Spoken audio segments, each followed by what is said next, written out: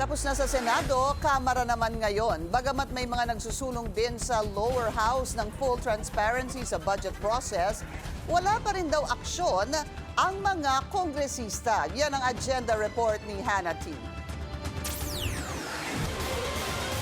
Nasa Kamara na ang bola kung aakto sila sa resolusyon ng Senado para maging mas transparent sa budget process. Senate Concurrent Resolution number 4 is approved and approved unanimously. Kahapon, inadapt ng higher chamber ang isang concurrent resolution tungkol dito. Doon inaatasan ng Kongreso na mag-upload ng key budget documents sa kanilang mga website. Approved yan ng lahat ng mga senador. Sabi ni Senate Finance Committee Chair Win Gatchalian, may ilan naman ng kongresistang sumusulong din ng ganitong reso pero hindi pa ito naaaksyonan ng House. Kasama sa mga dapat nilang i-upload online ang committee reports, amendments, transcripts ng mga hearing at BICAM reports. Pumalo sa 6.793 trillion pesos ang proposed 2026 national budget na mas mataas sa 6.352 trillion peso budget ngayong taon. Base rin sa reso, makikita ng publiko ang comparative matrix ng budget version ng House at Senado. Ibig sabihin, kasama ang addition, deletion at reallocation down to each program,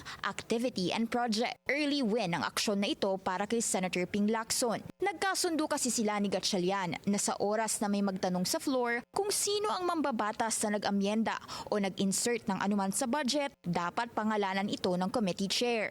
Not only the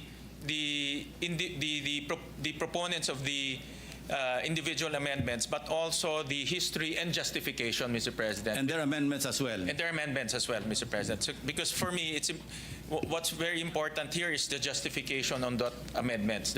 Ang pagtutulak sa transparency, bunsod ng controversies tungkol sa alleged billions worth of insertions na patago umanong sinisingit tuwing BICAM. Sa nakaraang sona ni PBBM, pinunan niya ang corrupt flood control projects na tila may malaking natanggap dahil nga sa insertions. I-veto raw niya ang anumang budget na hindi tugma sa opisyal na National Expenditure Program. Pagtitiyak ni Gatchalian, hindi niya rin ito papayagan. Una nang nanindigan ng ilang mga senador na wala sa kanila ang may koneksyon sa dubious flood control projects, kundi nasa loob ng House of Representatives. Pero ang isang kumpanyang nasa listahan mismo ni PBBM, kaibigan, kababayan at campaign donor pa ni SP Cheese Escudero. Para sa agenda, Hannah T, Bilyonaryo News Channel.